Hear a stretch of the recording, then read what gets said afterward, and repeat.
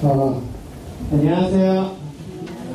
네, 행복한 안식일에 이 교회에 오신 거 환영합니다. 좀 떨리지만 노래를 한 곡 준비해 봤는데요. 모두 귀한 안식일 보내셨으면 합니다.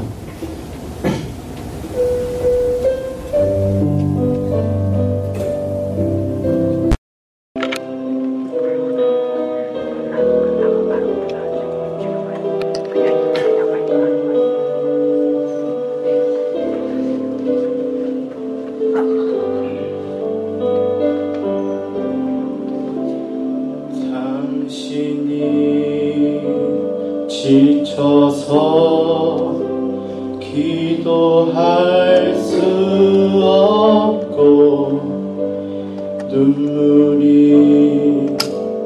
빗물처럼 흘러내릴 때 주님은 아시네 당신의 약함을 사랑으로 돌봐주시네.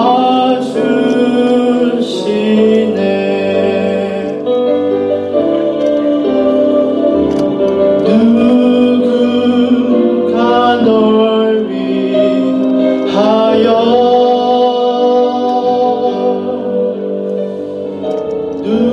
누군가 기도하네.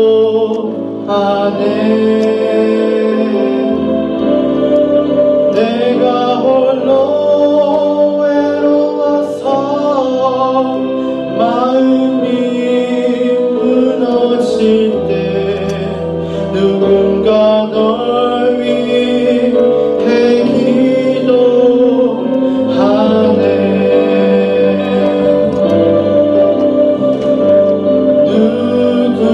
누군가 널 위하여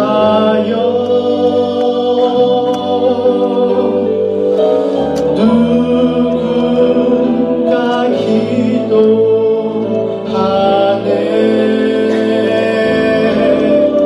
내가 홀로 외로워서 마음이 무너질 때 누군가 널 위해 기도하네.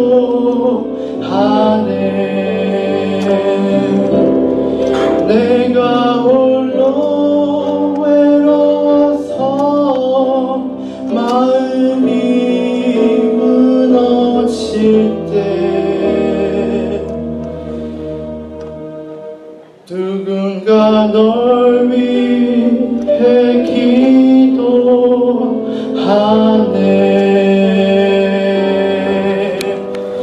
누군가 널 위해 기도하네.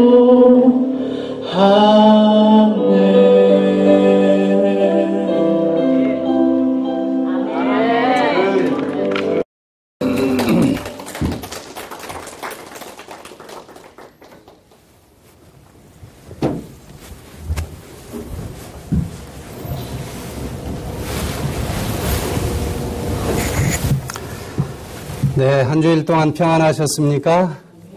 예, 오늘 주의 성전 찾으신 모든 분들에게 하나님의 넘치는 은혜가 풍성히 임할 수 있기를 간절히 기원합니다. 지난 한 주는 날씨가 참 좋았죠. 한국은 뭐 한여름 같다고 그래서 해수욕장도 오픈했다고 그러는데 지난 한 주일 동안 이 캘리포니아의 아주 전형적인 아름다운 날씨를 우리가 만끽할 수 있었습니다.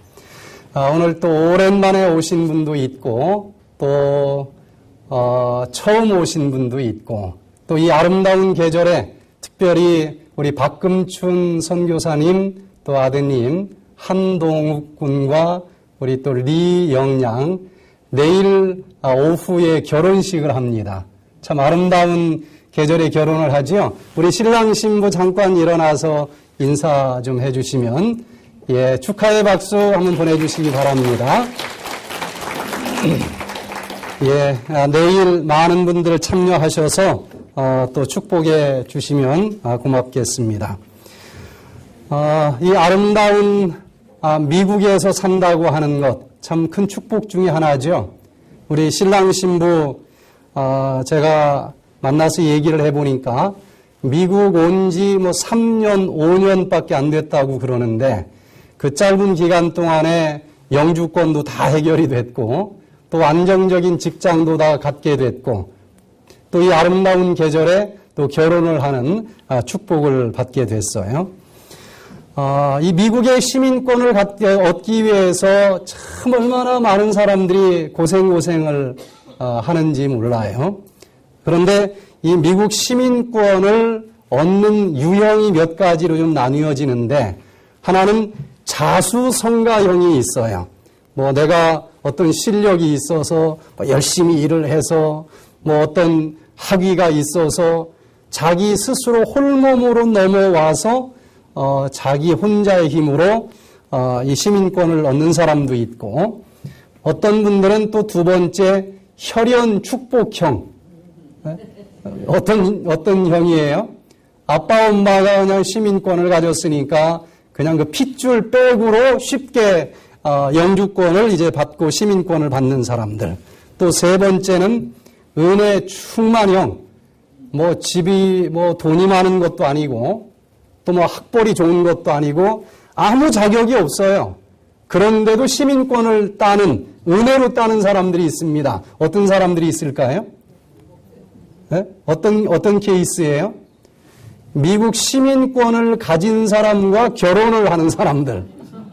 아무 자격 없어도 상관없어요. 돈 없어도 상관없고 그래도 은혜로 시민권을 따는 이 크게 세 가지 형이 있는데 미국보다 더 좋은 천국 시민권을 따는데도 세 가지 유형이 있는 것 같아요. 어떤 사람들은 내 노력으로 천국 시민권을 좀 따봐야 되겠다. 자수성가형이 있고 어떤 사람은 그래도 우리 아버지가 목사인데 그래서 혈연 축복형으로 어떻게 하늘을 들어가 보겠다고 하는 사람도 있고 또 하나는 그냥 예수님께서 나를 신부로 받아주셨기 때문에 내가 자격 없지만 은혜로 천국을 가겠다고 하는 은혜 충만형이 있는데 어떤 쪽으로 가는 게 제일 좋겠습니까? 자기 노력으로는 결국은 하늘 시민권을 딸 수가 없습니다. 아무리 잘났어도 아무리 좋은 학벌을 가져도 소용이 없어요. 또 아버지가 목사고 할아버지가 목사고 그 이유 때문에 갈 수 있습니까? 혈연 축복형도 안 되고 오직 하나 천국 시민권을 딸 수 있는 비결은 은혜 충만형밖에 없는데 그 예수님께서 우리를 예쁘게 봐주셔서 신부로 초청해 주시고 그리고 우리를 저 하늘 시민으로 만들어 주시겠다. 은혜로 초청하신 것을 인해서 감사드리시길 바랍니다. 그런데 인터넷을 이렇게 쳐보니까 이 미국 시민권을 딸 때도 인터뷰를 하죠. 그 중에서 은혜 충만형으로 시민권을 따는 사람들, 즉 결혼 시민권을 가진 사람과 결혼함으로 인해서 시민권을 따는 사람들의 인터뷰가 생각보다 꽤 까다롭다고 그래요. 그래서 인터넷을 보니까 그런 사람들이 특별히 이 인터뷰를 할 때 조심해야 될 게 있다. 주의해야 될 게 있다. 그러면서 여러 가지를 이야기를 하는데 예를 들어서 아무개가 이제 나를 결혼하자고 불렀어요. 내가 아무 자격이 없어도 내가 누구를 잘 안다고 하는 이유 하나로 미국 시민권자가 될 수 있어요. 나를 부르는 그 시민권을 가진 사람을 잘 알았고 이 결혼을 했기 때문에 그 이유 하나만으로도 시민권을 딸 수 있는데 예를 들어서 이제 시민권 인터뷰를 하는데 이제 하나씩 물어요. 제이 씨를 잘 아십니까? 하고 인터뷰를 했어요. 그랬더니 이분이 제이 씨가 누군데요? 글쎄 처음 듣는 사람인데 그러면 시민권이 나옵니까? 안 나옵니까? 나올 수가 없어요. 천국 시민권 인터뷰 할 때도 마찬가지입니다. 제이 씨를 아십니까? 제이 씨가 누군데요? 지저스 크라이스트를 아느냐 이거예요. 그때 글쎄 그분이 누구더라? 그러면은 아무리 초청받았어도 천국 시민권을 딸 수 없을 거예요. 그래서 오늘 이 시간에는 천국 시민권 인터뷰를 볼 때에 하나님께서 요것만큼은 특별히 조심해야만 시민권을 딸 수 있다 하고 미리 예상 문제를 가르쳐 주셨어요. 그래서 주를 보기 위해 두려워해야 할 3가지라고 하는 제목으로 천국 시민권 인터뷰를 할 때에 이 3가지 종류의 사람만큼은 되지 말아야 천국 시민권을 딸 수 있고 천국 백성이 될 수 있다고 하는 것인데 어떤 사람이 되어서는 안 되는가? 그 두려워해야 될 3가지가 무엇인가? 히브리서 12장 14절로 16절에 있는 말씀을 같이 읽도록 하겠습니다. 자, 시작. 모든 사람으로 더불어 화평함과 거룩함을 쫓으라. 이것이 없이는 아무도 주를 보지 못하리라. 너희는 돌아보아 하나님 은혜에 이르지 못하는 자가 있는가 두려워하고 또 쓴 뿌리가 나서 괴롭게 하고 많은 사람이 이로 말미암아 더러움을 입을까 두려워하고 은행하는 자와 혹 한 그릇 식물을 위하여 장자의 명분을 판 에서와 같이 망령된 자가 있을까 두려워하라. 자, 여기 보니까 아무리 은혜를 베풀어 주었고 우리를 예수님께서 신부로 맞이하겠다 초청을 했을지라도 여기 이런 사람이 되면은 결코 인터뷰 통과할 수 없고 주님을 볼 수가 없다. 여기 두려워해야 될 3사람이 있습니다. 다른 건 다 좋은데 이 3 부류의 사람이 되기만 하면은 아무리 은혜를 받고 부름을 받았다 할지라도 천국 백성 될 수 없느니라.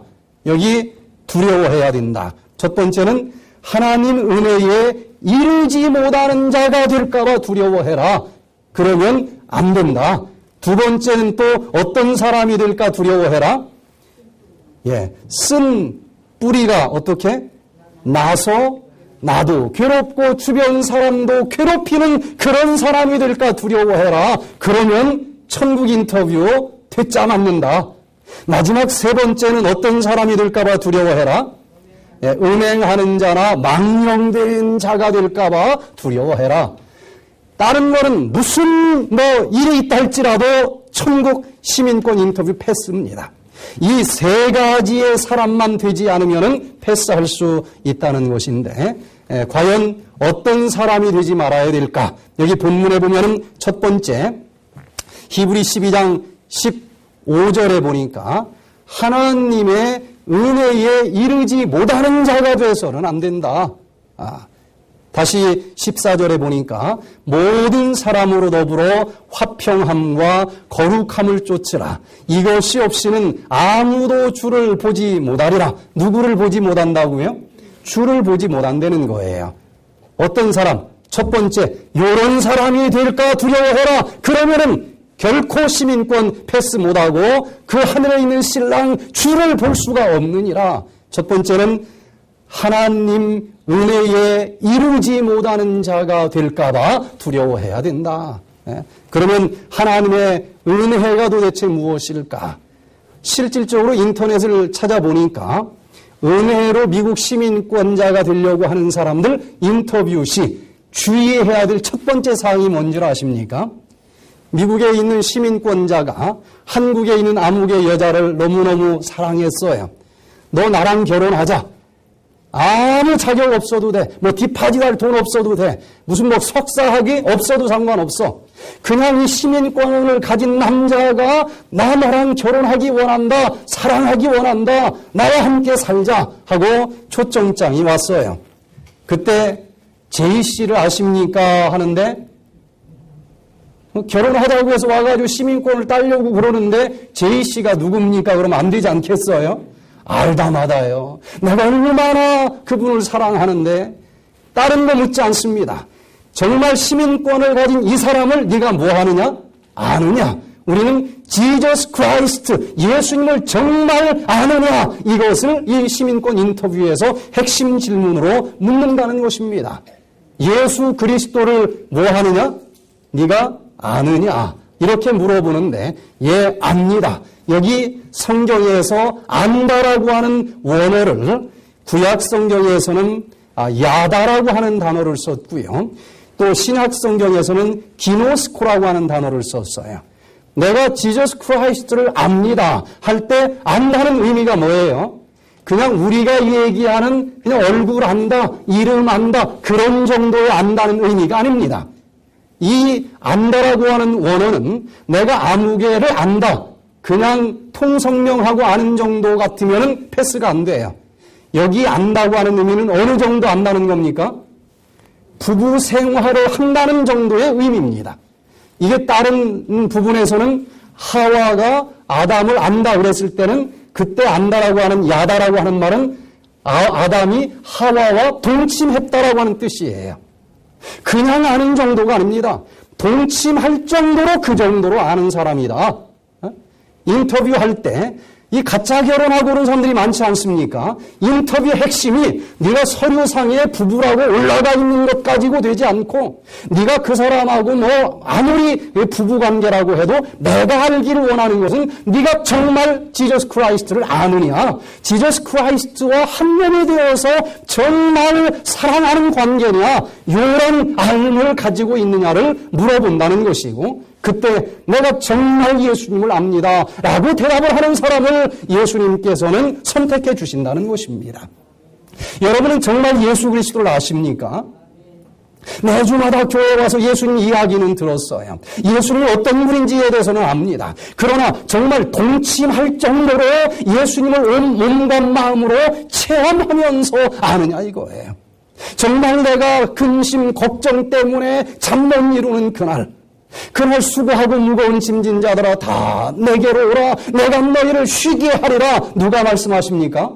예수님이 말씀하시는데 그런 분 있더라, 그렇게 얘기하는 분 있더라. 그게 아니고 정말 잠 못 이루는 이날 이 모든 무거운 짐을 예수님에게 직접 내려놓고 내 혼자 힘으로는 도저히 그날 밤 잠을 잘 수가 없었는데 희한하게도 그날 밤 모든 걸 그 예수님에게 맡겼기 때문에 꿀잠을 잘 수 있는 그런 예수님을 체험했느냐.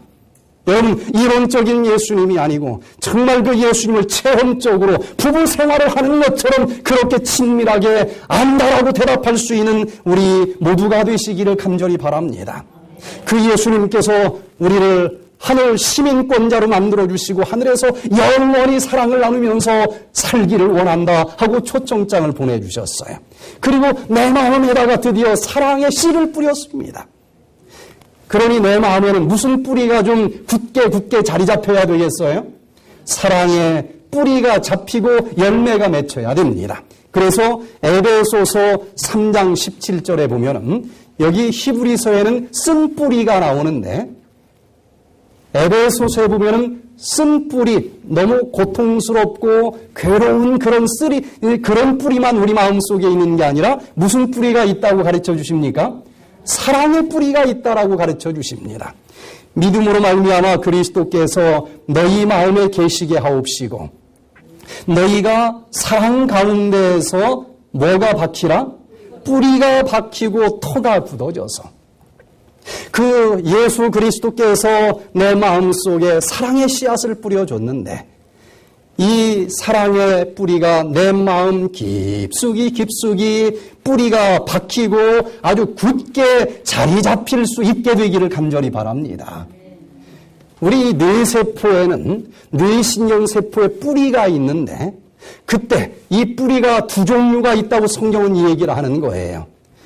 고통스럽고 생각만 해도 괴롭고 이런 쓴 뿌리가 이 뇌세포 신경회로를 통해서 내 마음에 뿌리를 박을 수도 있고 그런데 반대로 무슨 뿌리가 있다는 거예요? 예수님께서 나에게 심어주신 사랑의 뿌리가 있다고 하는 것입니다. 이 밭에서 잡초가 자라지 않기를 원하는 모든 농부들이 있는데 밭에 잡초가 나지 않을 수 있는 가장 확실한 비결은 어떻게 하는 거예요? 잡초를 뽑는 것만 가지고는 해답이 나오지 않습니다. 알곡의 뿌리를 내리게 하는 거예요. 여기에 근심 걱정이 사라지기를 원한다라고 하면은 근심 걱정 안 하려고 노력해서 가능한 것이 아니고 뭐 해야 되겠습니까? 긍정적으로 사랑의 뿌리가 내 마음에 박히고 터가 굳어지게 그렇게 사시게 되기를 바랍니다. 그러면 그 사랑의 뿌리가 내 마음의 깊숙이 뿌리를 내리면서 드디어 시간이 지나면 뭐가 맺히게 돼 있어요? 열매가 맺히게 돼 있다고 하는 것입니다. 그것이 바로 히브리서 12장 14절에 바로 사랑의 뿌리가 은혜로 내려졌을 때에 그 은혜를 거부하지 않기만 하면 시간 지나면서 자동적으로 맺히는 열매가 있는데 여기 두 가지 열매를 가르쳐 주셨어요. 모든 사람과 더불어 뭐 해라? 화평함을 누려라. 또 모든 사람과 더불어 뭐 해라? 거룩함을 따르라. 이것이 없이는 아무도 주를 보지 못한다. 아무리 초청장 받았다 할지라도 내가 주님과 영원히 살기를 원한다 할지라도 내가 주여 주여 그렇게 따라다닌다 할지라도 이 두 가지가 없으면 말짱 꽝이라는 것입니다.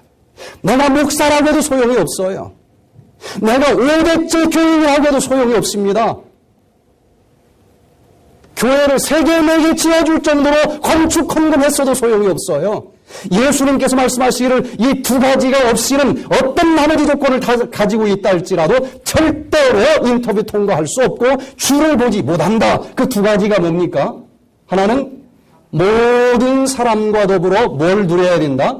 화평함을 누려야 되고 거룩함을 따라야 된다. 그러니 내 마음속에 예수님께서 뿌려주신 그 은혜로 뿌려진 사랑의 뿌리가 지금 굳게 털을 내리고 있는지 그것이 잘 자라면서 그 열매로 모든 사람과 더불어 화평함을 누리는지 내가 거룩함을 따르고 있는지를 꼭 여기 뭐라고 그랬어요? 살펴보라 그랬습니다. 살펴봐라. 살펴봐야 돼. 제 마음을 자꾸 살펴봐야 돼요. 내가 아무리 목사라 할지라도 아무리 교회를 위해서 헌신을 많이 한다 할지라도 내 마음속에 누군가와 화평을 누리지 못하는 게 있어요. 다 좋은데 아무개만큼은 죽어도 용서할 수가 없어. 아무개 가는 자리 같으면 나 차라리 안 가고 봐라.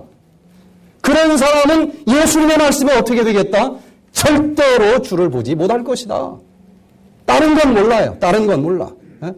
다른 건 뭐 어찌됐다 할지라도 정말 예수님을 보기를 원한다라고 하면은 난 다른 사람은 다 좋은데 진짜 아무개하고만큼은 사이좋게 지낼 수 없어. 난 죽어도 그건 못해. 회개해야 됩니다. 정말 주님을 만나기를 원한다라고 하면은 회개하시고 다른 사람들보다도 그 사람들을 더 사랑하시고 그 사람들과 화평을 누리면서 살아야 된다고 하는 것입니다. 이것이 그리스도인의 삶이에요. 여기 에베소서 2장 5절에 보면은 너희는 은혜로 구원을 받았다 그랬습니다. 우리가 구원을 받아서 천국 시민권을 받는 것은 내가 석사학위 있어서가 아니고 내가 예뻐서가 아니고 오직 하나 뭐예요? 그냥 그 예수님이 나를 신부로 받아주겠다는 은혜 때문에 내가 시민권을 받는 것이요 구원을 받는 것입니다. 내가 한 거 아무것도 없어요. 그런데 그 은혜의 뿌리가 내 가슴 속에 뿌려졌으면 그 열매가 맺혀야 되는데 모든 사람과 더불어 화평을 누려야 되는 것이다. 여기 보니까 에베소서 2장 15절에 이 둘로 자기 안에서 한 세 사람을 지어 뭐하게 하시고 화평하게 하시고 나 역시 죽을 수밖에 없는 죄인이었는데도 예수 그리스도께서 십자가에서 돌아가 주심으로 말미암아 내 모든 죄를 깨끗이 씻어주셨다.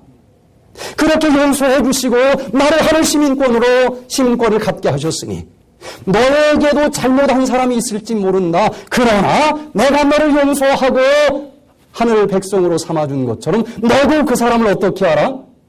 너도 그 사람을 용서하고 둘이 뭐하게 지내라? 화평하게 지내라.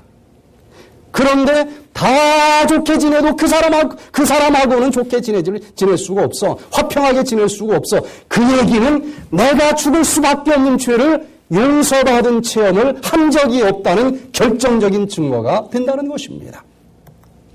에베소서 2장 16절에 또 십자가로 이 둘을 한 몸으로 하나님과 화목하게 하려 하심이라. 원수된 것을 십자가로 소멸하시고 내가 하나님에게 죄인이었고 멸망받을 수밖에 없는 자가 되었지만 예수님께서 십자가에서 돌아가심으로 말미암아 내 모든 죄를 용서해 주시고 다시 사랑하는 사람으로 껴안아 주셨으니 이를 만날 왕처럼 용서받고 탕감받았으니 너에게 잘못한 그 100달란트 죄를 지은 그 사람을 너도 뭐 해라? 용서해주고 그 사람과 화평하게 지내라. 이게 기독교 핵심 교리 아니겠습니까? 내 마음속에 아직도 화평하지 못한 사람이 있다고 하면 기도하셔야만 됩니다. 이 열매가 맺기 전에는 내 마음속에 사랑의 뿌리가 뿌려졌다라고 볼 수가 없는 거예요. 그런데 여러분, 이게 참 힘든 일인 것 같아도요, 성령의 은혜로 이것을 실천을 하면 얼마나 큰 기쁨이 있는지 모릅니다. 저도 이렇게 살다 보니까 저를 참 이유 없이 모함도 하고 괴롭힌 몇 명이 있었어요.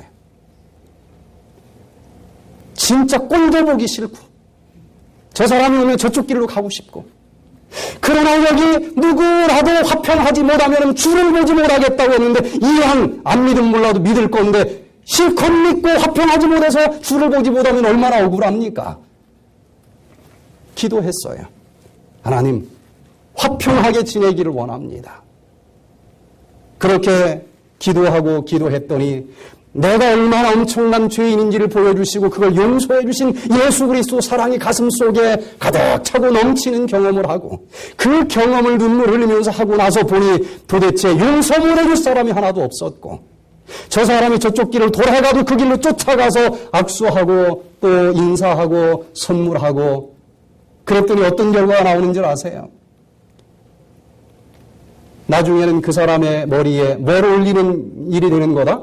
숯불 올려오는 것과 같은 일이 되어서 그 누구보다도 시간이 지나면서 그 사람이 저하고 제일 친한 사람이 되기도 하고, 그 사람은 끝까지 뒷골목으로 돌아가면서 잠 못 이룰지는 모르지만 저는 마음 평안하게 지낼 수 있는 거예요. 야, 이게 성령의 핵심 교리구나. 그래서 이걸 하지 못하면 주를 보지 못한다라고 얘기를 했구나. 여러분, 가슴 속에 어느 누구라도 한 맺힌 사람은 있지 않게 되기를 바랍니다.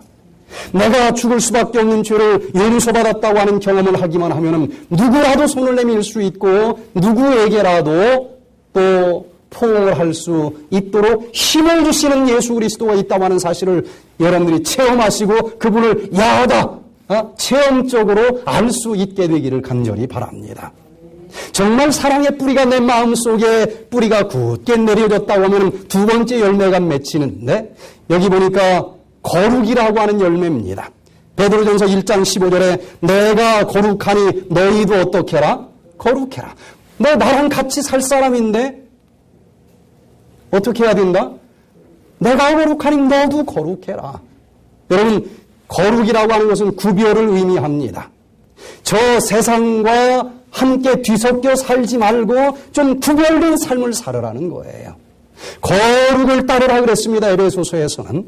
거룩을 따른다는 얘기는 항상 관심이 어디에 좀 집중돼야 된다는 얘기예요.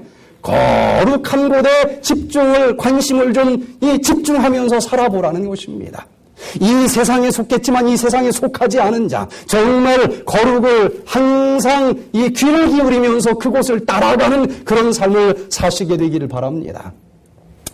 한 번은 이 두 부부가 모처럼 이 고급 레스토랑을 갔어요. 근데 그 남자는 좀 거룩한 거, 고상한 거하고는 관계가 좀 없는 삶을 삽니다. 일벌레예요. 맨날 돈 버는 데만 관심이 있어요. 그러다 부인이 하도 조르길래 고급 레스토랑을 갔는데 그날따라 아주 고상한 이 옛날 클래식 음악이 쫙 들려오는 것입니다. 그 분위기를 좀 느껴보려고 이제 부인이 질문을 했어요. 여보, 지금 이 곡이 무슨 곡이에요? 그랬는데 이 남자는 뭐 고상한 거하고는 관심이 없어. 이 곡이 무슨 곡이에요? 그랬더니 쳐다도 안 보고 뭐라고 대답을 하는가 하면은 무슨 곡이긴 암소등심이겠지.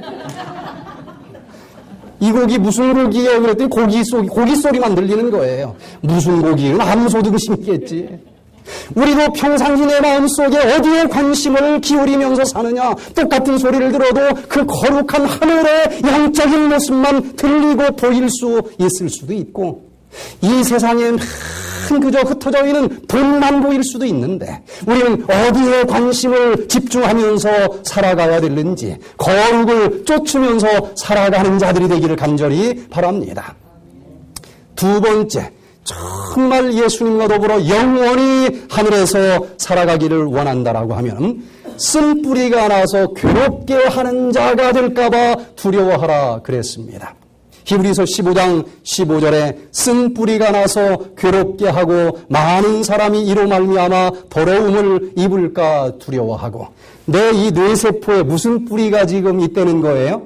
쓴 뿌리가 있다는 것입니다. 그러면은 그 쓴 뿌리가 나서 어떻게 만든다 그랬어요? 괴롭게 한다. 누가 괴로워요? 자기가 괴로워. 자기가 괴로울 뿐만 아니라 많은 사람이 이로 말미암아 또한 더러움을 입는다 그랬습니다. 그러니 내 마음을 잘 돌아보고 살펴보아서 내 마음 속에 쓴 뿌리가 있는지 뒤돌아보고 그때마다 뽑아내야 된다는 것입니다. 실질적으로 미국 시민권을 가진 자와 이제 결혼하기 위해서 인터뷰를 시민권 받기 위해서 할 때에 가장 결정적인 것, 요거 있으면 시민권 못 준다, 아무리 결혼했어도. 두 번째 사항이 뭔가 하면, 첫 번째는 뭐예요? 정말 네가 그 결혼할 사람을 아느냐? 진짜 부부 관계냐? 이 서류만 부부가 아니고 진짜 한 침대에서 부부 생활하는 그런 관계냐? 그걸 보기 위해서 한밤중에 침대에 와서 쳐다도 보고 그러지 않습니까?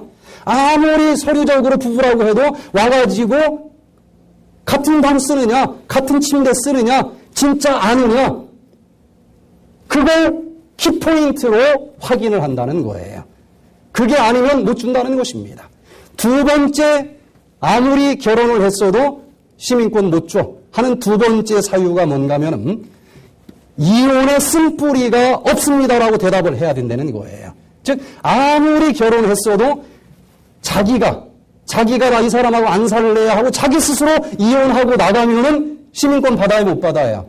상대방이 원인이 있어서 이혼을 당할 경우는 받을 수 있지만, 나 살기 싫습니다, 나 이 사람 그냥 쓴뿌리가 들어와가지고 얼마나 미운지 하루라도 더 살고 싶지 않아요 하고 자기 스스로 이혼해버리면 시민권은, 영주권도 다 취소가 되는 거예요. 누가 너무나 미워요. 너무너무 신경질 납니다. 너무 짜증나요. 이런 쓴뿌리가 있을 때는 결국은 그 영주권은 취소가 될 수밖에 없다고 하는 것인데, 성경에서 잘 내 마음을 살펴보고 쓴뿌리가 있는가 뒤돌아봐야 된다. 그 쓴뿌리가 도대체 무엇일까? 이 뇌신경생리학적으로 우리 뇌세포에는 뉴런이라고 하는 신경세포가 있어요. 그런데 그 신경세포를 가만히 보니까 저쪽 좀 긴 손이 하나 있죠. 긴 손이 있고 이 밑에 좀 작은 이 뿌리 같은 것들이 있는데, 이 밑에 있는 이 뿌리들이 여러 가지 정보를 이제 서로 다른 신경세포와 주거니 받거니 한다는 거예요. 그런데 이것이 정확하게 꼭 뿌리처럼 뻗어나간다는 것입니다, 우리 뇌세포에서. 그래서 이 뿌리가, 사랑이라고 하는 뿌리가 뇌세포 여기저기에 막 번져나갈 수도 있고, 또 불평, 불망, 미움, 원망, 이런 쓴뿌리가 뇌세포로 쫙 번져나갈 수도 있다는 거예요. 그래서 2000년 전에 기록된 이 성경책에 요즘 뇌신경학자들이 발견한 사실과 정확하게 일치된 내용을 여기 기록하고 있는데, 마음속에 뿌리가 박혀질 수 있다. 그래서 이 뇌신경 회로의 그 뿌리들이 한 세포 하나에서 수만 가지 뿌리를 막 뻗어가지고 여기하고도 서로 연결해서 의논하고 저기하고도 연결해서 의논하고, 그래서 쓴 뿌리가 하나 생기면 그걸로 끝나는 것이 아니라 여러 가지 영향을 준다는 거예요. 그래서 이 뇌신경을 관찰을 해보니까 태어난 지 3개월이 됐을 때는 이 뿌리가 이제 좀 엉성하게 지금 내려지고 있죠. 이때 어떤 뿌리가 여기 내 마음속에 지금 뿌려지느냐가 굉장히 중요합니다. 이게 가만히 있지 않기 때문에 그래요. 점점점 뿌리가 막 번져나갑니다. 그래서 6개월이 되면은 훨씬 잔뿌리가 많아지죠. 또 15개월 되면 더 많아져요. 24개월 되면 더 많아집니다. 그런데 이 뿌리가 한번 딱 내려지면은 얼마나 질긴지, 이게 무슨 뿌리여야 되겠어요? 사랑의 뿌리가 이렇게 많이 뻗어나가면 얼마나 좋겠어요. 누구만 보면 그냥 사랑하고 싶어. 이런 뿌리가 내려야 되는데 쓴 뿌리가 내려지면 미움이라고 하는 쓴 뿌리가 내려지고 증오심이라고 하는 쓴 뿌리가 한번 박히면 가만히 있질 않습니다. 이게 막 사방으로 번져내어 가면서 직장 생활에도 영향을 주고 다른 사람과의 인간관계에도 영향을 주고 성격 형성에도 영향을 준다는 거예요. 그래서 지금까지 많은 사람들은 야 이거는 분명히 아닌데 그러면은 위에 드러난 어떤 싹만 자꾸 잘라내는 쪽으로 치료를 해왔다는 거예요.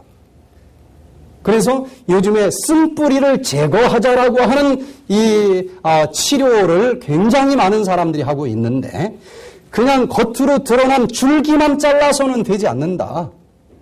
그 근본적인 원인이 되는 쓴뿌리를 뽑아야만 된다. 여러분, 내 마음속에 잠재의식 속에까지 깊숙이 뿌리 박혀있는 쓴뿌리가 무엇인지를 잘 살펴보시고 이것을 뿌리채 뽑아 던지는 작업을 해보시게 되기를 바랍니다. 마음에 미움이 있는데 어떻게 계속 살 수가 있겠어요? 그럴 수가 없습니다. 그래서 이 쓴뿌리를 뽑아야 되는데 이 잔디밭 위에 쑥이 몇 개가 있어요. 쑥을 이제 위에를 아무리 잘라도 그 다음에 어떻습니까? 또 나고 또 나는데 뿌리를 뽑아보면은 이 밖으로 나온 것보다도 몇십 배 더 많은 뿌리가 차차하게 잔디밭 속으로 뻗쳐가고 있다고 하는 것을 보게 되는데 이제는 정말 내 마음속 깊숙이 있는 그 모든 것의 원인이 되는 쓴뿌리를 기도하면서 뽑아 던져버리시게 되기를 바랍니다. 잠재의식 속에까지 뻗어간 이 쓴뿌리는 나도 모를 수 있어요. 그러나 기도할 때 성령께서는 그 모든 것을 기억나게 해주시고 이 모든 것이 이 쓴뿌리 때문에 생기는 것이다. 그 쓴뿌리를 다 뽑아 던져버릴 때에 오늘 새로 태어난 사람처럼 그렇게 마음의 기쁨과 평안이 차고 넘치는 축복을 누릴 수가 있다고 하는 것입니다.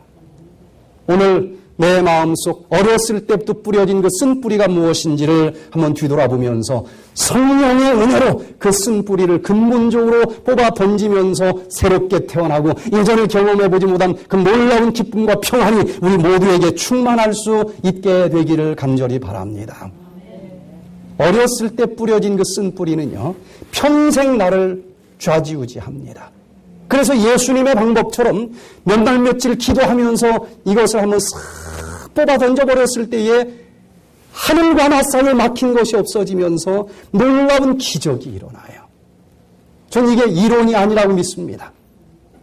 제가 이 한쪽 눈이 완전히 보이지 않은 그런 지경이 됐어요. 처음에 이만큼 안 보이더니 점점 커져요. 1년을 버텨봤는데도 점점 커지고 한쪽 눈이 오른쪽 눈이 안 보여요. 병원에 갔더니 망막 박리 현상이 지금 진행되고 있다는 거예요. 망막이 이렇게 딱 굳어가지고 떨어진다는 것입니다. 그럼 보여요, 안 보여요? 망막에 상이 맞춰야 되는데 이게 떨어지는 거예요. 그래서 병원에서는 치료 방법이 없답니다. 그냥 레이저로 지져가지고 지금까지 떨어져서 안 보이는 건 할 수 없고 더 이상 떨어져 나가지 못하게 하는 방법밖에 없다는 거예요. 수술 날짜를 잡아줘요.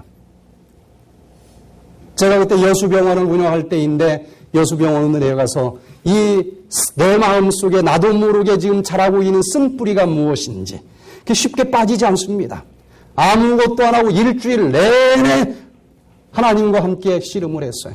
나무 뿌리 붙잡고 하나님 내 마음속에 이 모든 것의 원인이 되는 그 스트레스 그 쓴뿌리가 무엇입니까?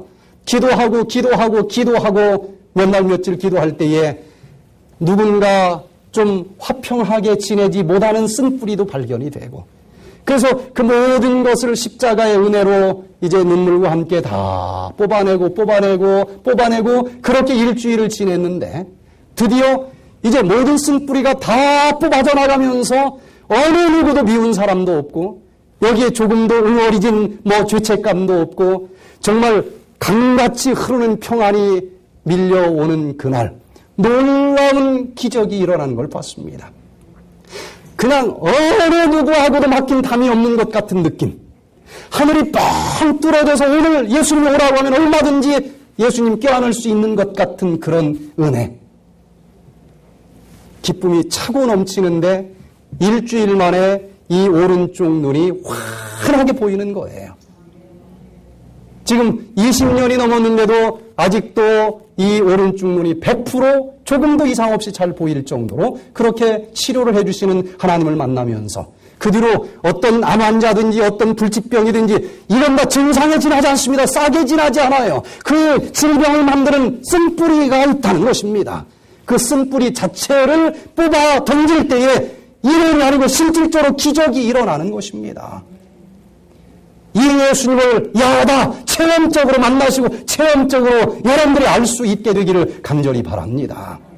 마지막으로 세 번째, 음행하는 자, 망령된 자가 될까봐 두려워해라. 그러면은 안 된다. 아무리 여기 미국에 있는 시민권자가 나 너랑 결혼할게 하고 초청을 했는데 침대도 같이 써. 첫 번째 조건 통과했어요. 진짜 알아. 두 번째, 나 이혼할 마음 없어.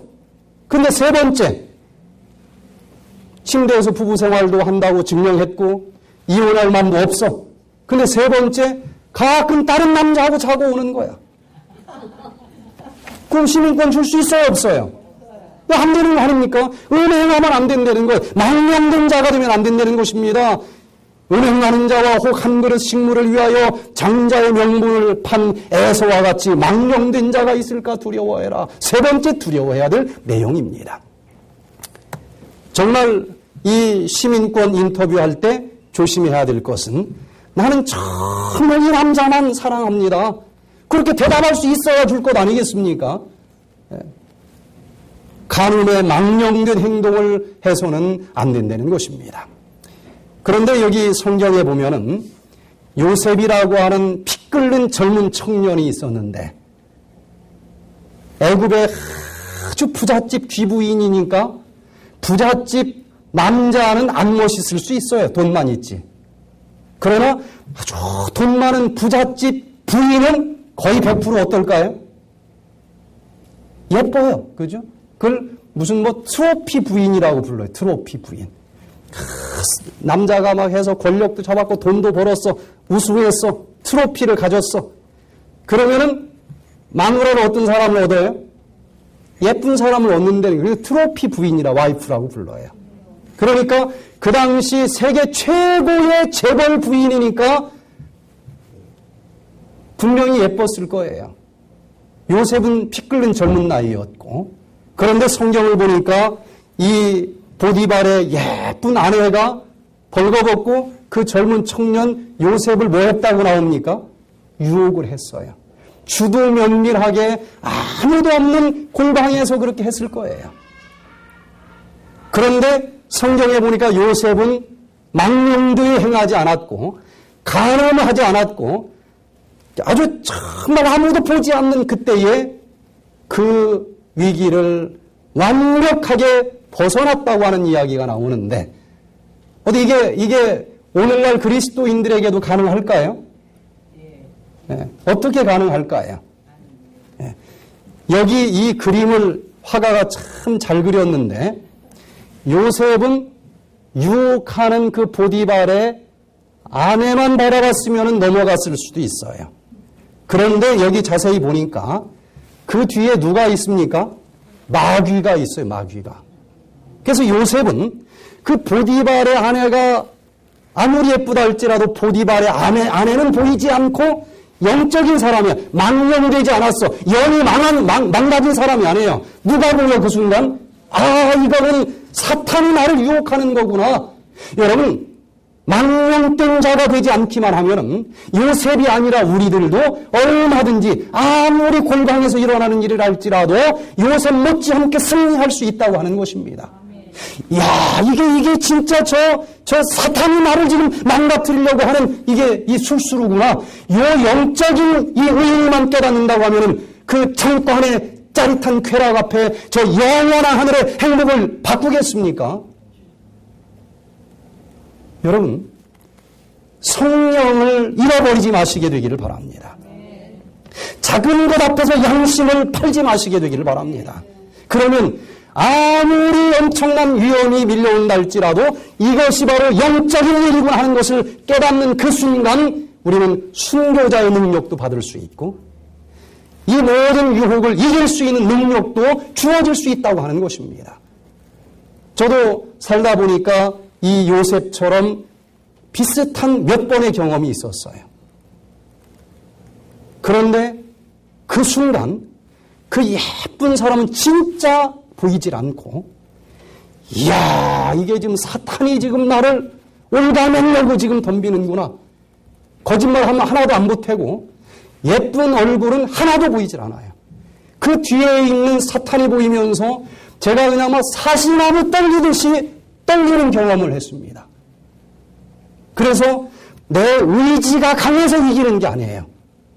나는 무슨 일 있어도 그런 일 안 할 거다. 결심을 한다고 해서 된 일이 아니고 제가 보니까 그 순간 제가 이 그림을 보면서 참 잘 그렸다는 생각을 했어요. 그 순간 정말 그 사탄이 보이는 것입니다. 이야 이걸로 사탄이 나를 완전히 지옥불로 집어넣으려고 하는 거구나. 그 사실이 딱 보이는 순간 그냥 막 마음은 좀 가는데 참고 이게 아니에요. 그게 아니고 막 완전히 사시나무 떨리듯이 떨리면서 진짜 요셉이 도망갔다고 하는 그 말이 그대로 실감이 나는 거예요. 여러분 이렇게 승리하기 위해서 단 한순간도 망령된 자가 되지 마시게 되기를 바랍니다. 망할 망자, 영영자, 영이만 가져버리면은 그냥 넘어가는 거예요. 여기 망령된 자 중에 하나를 여기 에서를 또 들어줬어요. 에서가 예를 들면 망령된 자다 그렇게 얘기를 했는데 여기 왜 망령된 자라고 했는가? 히브리서 12장 16절에 보니까 한 그릇 식물을 위하여 장자의 명분을 판 에서와 같이 망령된 자가 있을까 두려워해라. 예를 들어서 에서가 망령된 자이다. 영이 망가진 자이다. 에서는 원래 장자였습니다. 그 이스라엘의 엄청난 축복은 장자를 통해서 내려오는 것인데 장자로 태어났어요.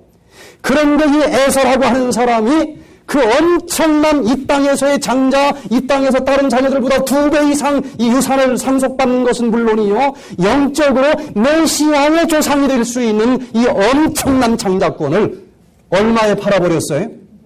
팥죽 한 그릇에 팔아버렸어요. 팥죽 한 그릇에. 이건 영이 망가진 사람 아니겠습니까?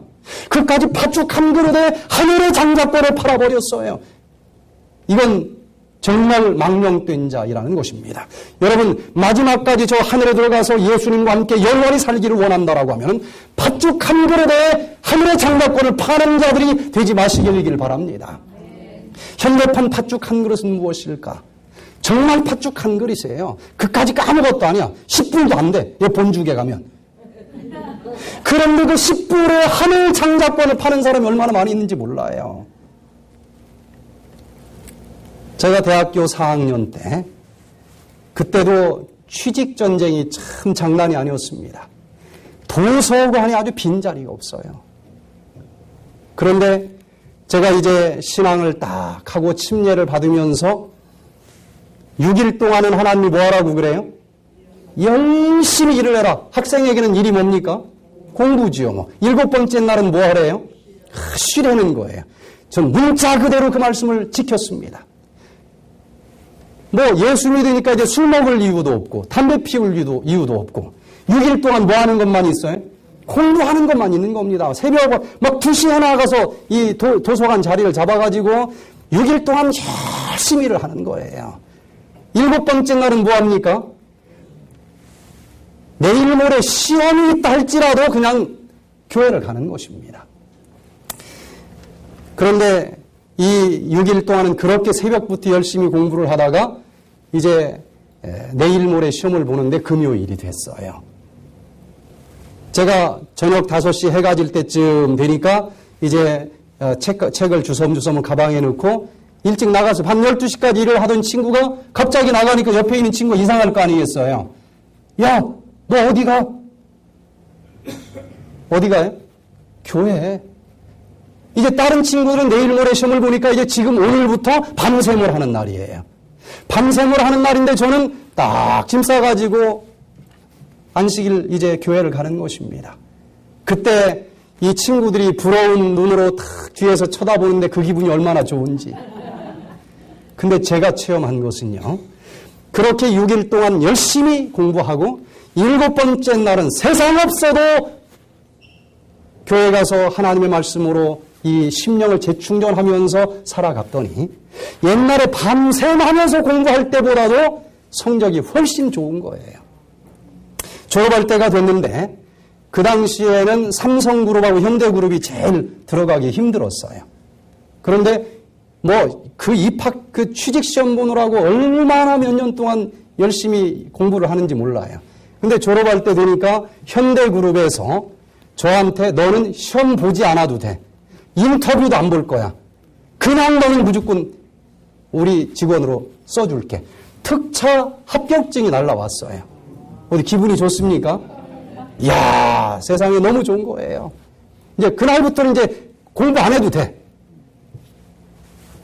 그런데 딱 알아보니까 안식일 날도 뭐 해야 된대요? 일을 해야 되는데요. 다른 직장 가는 것보다 거기 가면 좀 돈을 분명히 많이 벌 수 있는데 저는 그 순간 망령된 자가 아니니까 영이 살아있으니까 나에게는 요게 팥죽이구나. 월급 200만 원 더 주는 거 요게 팥죽이구나. 그거 없어도 살고 있어도 사는데 그것 때문에 이 에서가 장자권을 파는 것처럼 나도 또 하나님의 에서를 통해서 보여줬는데 나도 똑같이 파는 망령된 자가 될 수는 없지 않을까. 제가 1분도 고민하지 않았어요. 하루도 고민하지 않았습니다.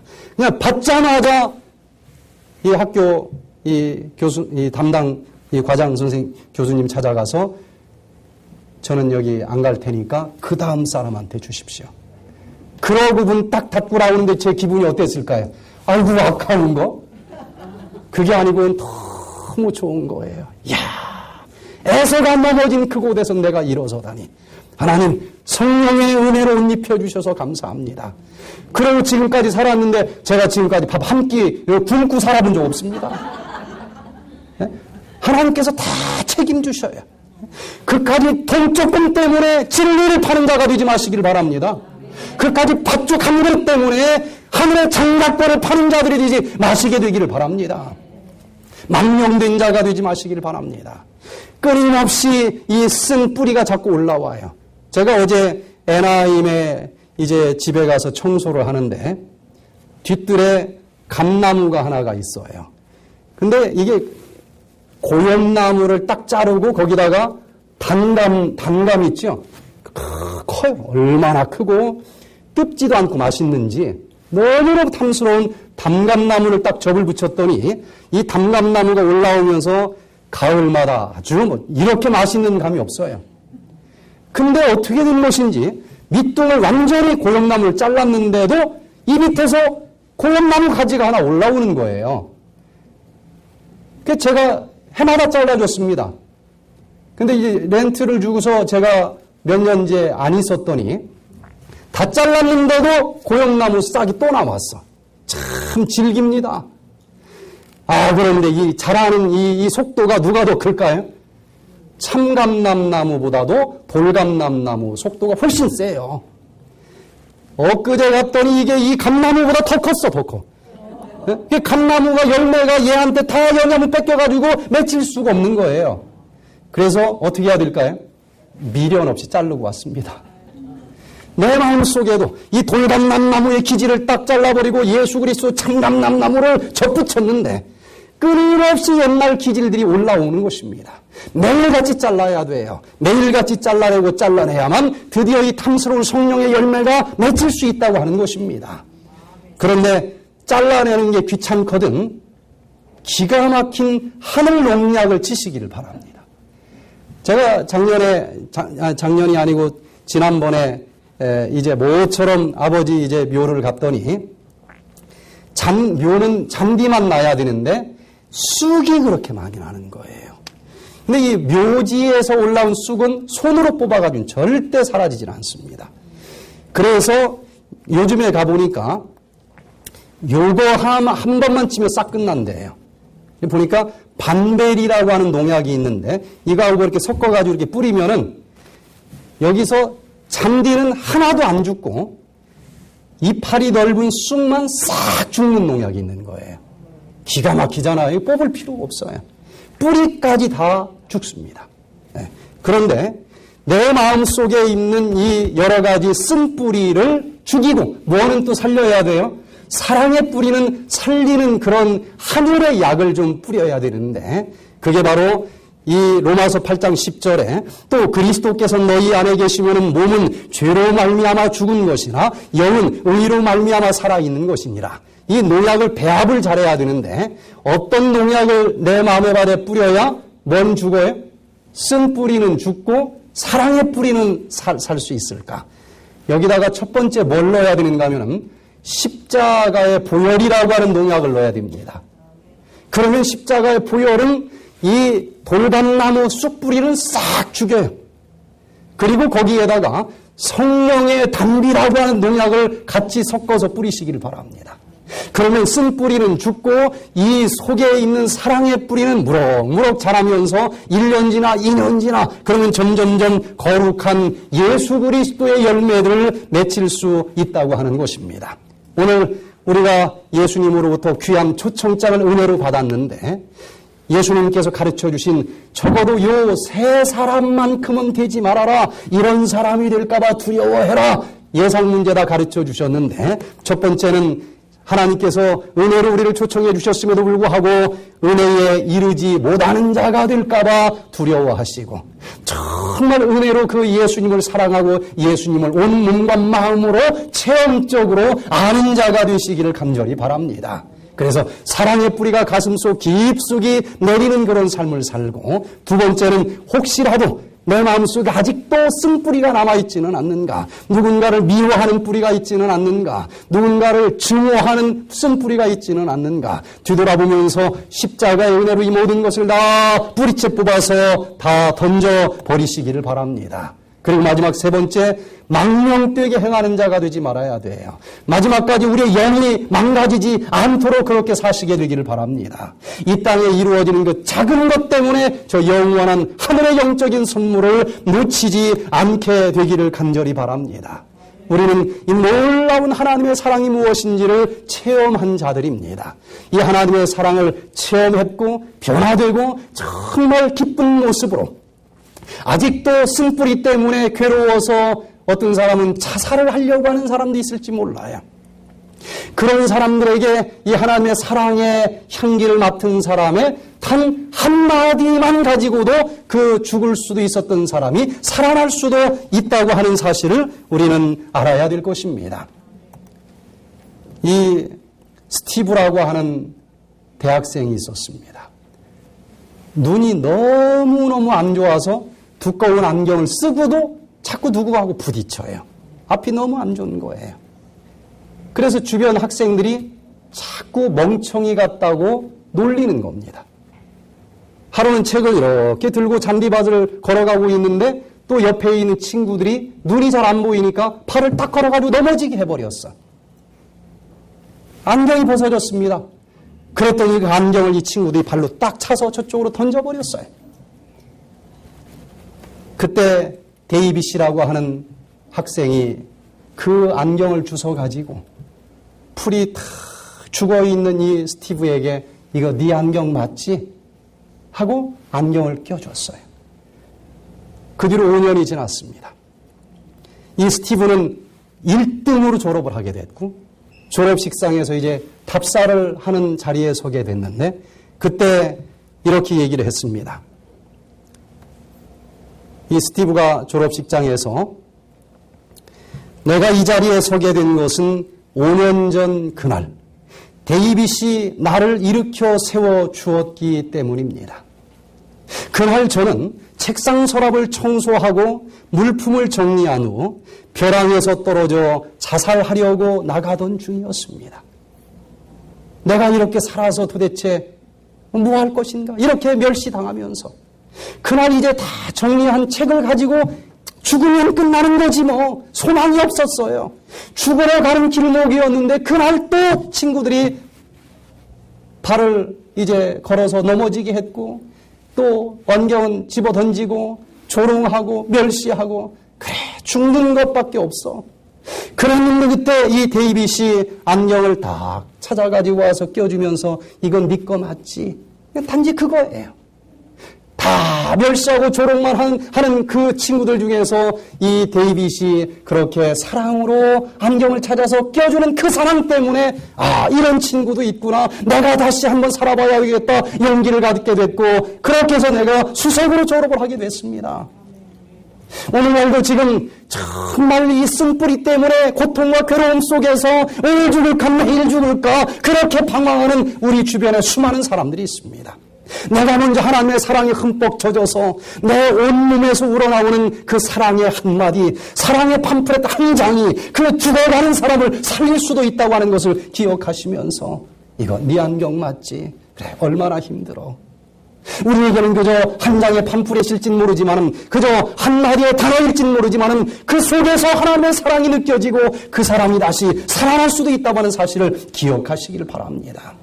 우리가 7월 달에 이 말씀의 대잔치, 치료의 대잔치를 하려고 하는데 이번에 저 팜플렛이 어느 때보다 참 많이 나간다는 거예요. 지금 굉장히 많은 이 팜플렛이 나가는데 여러분은 모릅니다. 그저 던져졌을 뿐이지만은 저것이 성령의 역사로 어떻게 누구를 살릴 수 있을지 아무도 몰라요. 저 한 장의 팜플렛으로 살아날 사람도 있다고 하는 사실을 기억하면서 오늘 이 주변에서 아직도 고통과 함께 살아가는 사람들에게 사랑의 말씀을 한두 마디씩 전해주면서 살아갈 수 있는 우리 모두가 되시기를 간절히 바라면서 오늘 말씀을 마치겠습니다.